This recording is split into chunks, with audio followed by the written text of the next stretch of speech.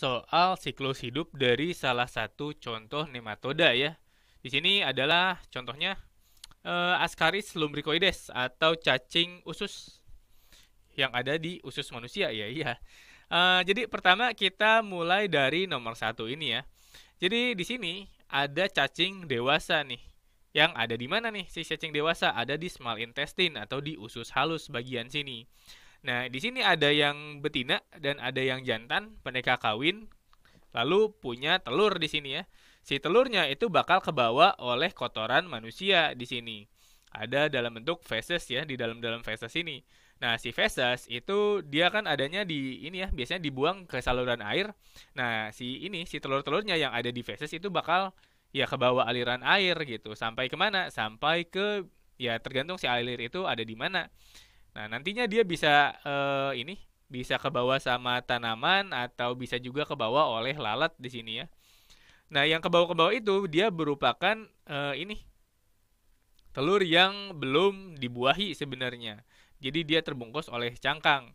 Lalu di dalam cangkang tersebut akan terjadi pembuahan, lalu akan membelah diri, membelah, jadilah larva di sini.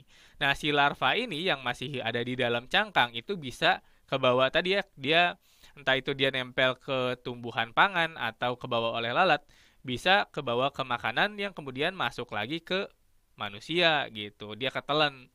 Nah, dia yang ketelan ini masih dalam bentuk larva ya, yang masih ada cangkangnya. Dia ketelan lalu ya masuk ke dalam saluran pencernaan hingga dibalik lagi ke usus halus di sini. Nah, balik di usus halus dia si cangkangnya pecah ya di usus halus. Lalu si larva ini dia udah bisa gerak-gerak kan. Nah, dia bakal melubangi dinding usus halus. Lalu dia masuk ke sistem peredaran darah, masuk ke salah satu pembuluh darah. Dia ikut aliran darah sampai ke sini, sampai ke paru-paru dan di alveoli. Nah, di situ kemudian si larva itu dia dia dimanjakan oleh konsentrasi oksigen yang tinggi di situ dan juga banyak nutrisi kan di daerah paru-paru karena dia kan paru-paru dia salah satu alveolinya di alveolinya kan dia tempat ini ya transfer zat ya. Di situ ada nutrien, ada oksigen di situ. Jadi si larva itu dia dimanja banget di daerah situ tuh. Oksigennya banyak, nutrisinya banyak dan dia di situ di alveoli itu dia bakal mengalami perkembangan hingga dia cukup ini ya cukup mature atau cukup dewasa. Nah, lalu di situ dia bakal manjat-manjat nih ke sini nih. Jadi ini kan saluran pernafasan, dia bakal manjat ke trakea atau ke tenggorokan, lalu dia pindah ke kerongkongan di sini atau esofagus. Nah, dari esofagus dia kemudian bakal balik lagi ke lambung di sini. Lalu ke usus halus. Nah, di usus halus ini kemudian dia mengalami maturasi final atau mengalami proses pendewasaan. Dia ketemu ini apa ketemu pasangannya, misal dia jantan ya ketemu betinanya atau kebalikannya. Lalu mereka kawin menghasilkan telur, ya balik lagi ke sini. Telurnya bakal kebawa oleh feses atau kotoran manusia dan siklus ini mulai lagi dari awal untuk generasi selanjutnya. Kurang lebih kayak gitu ya.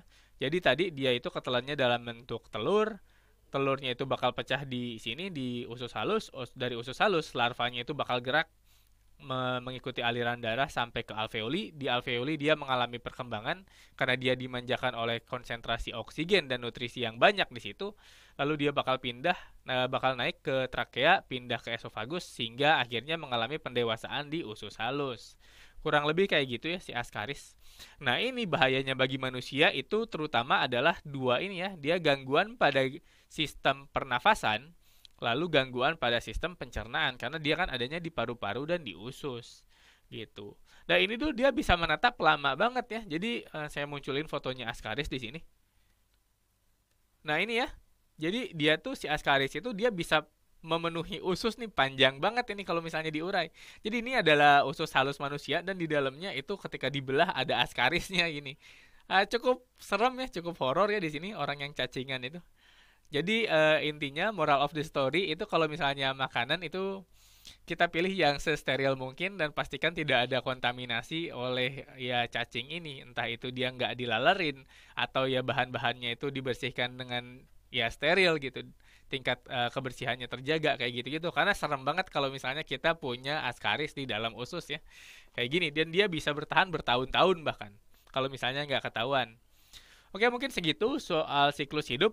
Untuk nematoda itu kita nggak bahas klasifikasinya karena klasifikasi dari nematoda sebenarnya masih diperdebatkan sampai saat ini, dan dia juga anggota-anggota dari nematoda itu nggak terlalu banyak ya, dan belum banyak dipelajari. Jadi untuk klasifikasi kita skip untuk nematoda.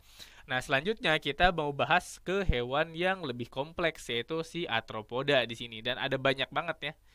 Jadi berlainan dengan nematoda yang sedikit, arthropoda itu banyak banget. Oke, untuk nematoda saya